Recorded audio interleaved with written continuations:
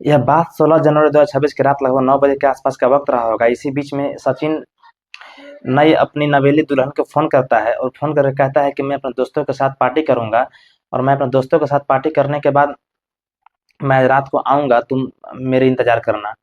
फिर खाना खाने के बाद वह आराम से सो जाता है। पत्नी जैसे ही यह बात सुनती है, पत्नी कहती है कि मैं भी वैसे ही मैं पूरे दिन की थकी हुई हूँ, इसलिए कोई दिक्कत नहीं है, परेशानी नहीं है, तुम आराम से दोस्तों के साथ पार्टी करना। वरना अपने पति अपने काम में बिजी हो जाता है और पत्नी अपने काम में बिजी हो जाती है। जिसके बाद रात के लगभग 11:30 बजे के आसपास वक्त हो रहा होगा, सचिन अचानक ही बहुत ही गुपचुप तरीके से शांत एकदम घर के अंदर प्रवेश करने की कोशिश कर रहा था।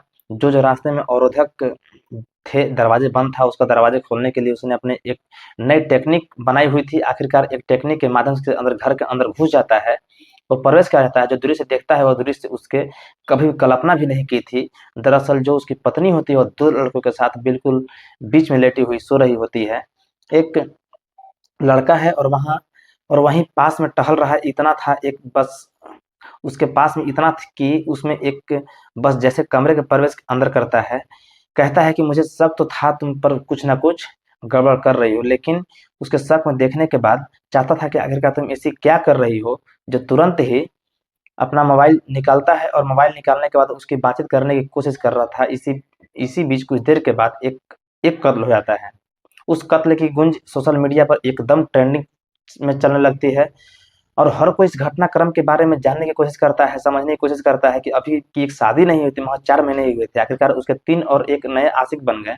ये क्या है पूरी कहानी और क्यों है ये, क्या चल रही है ट्रेंडिंग में?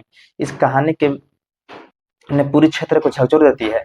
पूरी कहानी को एक सदमे में डाल देती है कि एक नई नवेली दुल्हन एक 3 लड़कों के साथ घर में एक पति को धोखा दे करके आखिर इतनी बड़ी घटना का कदम कैसे उठाती है। इस पूरी घटना से पूरा क्षेत्र हिल जाता है। हर कोई जानने की कोशिश कर रहा होता है कि आखिर इसके पीछे का कारण क्या है।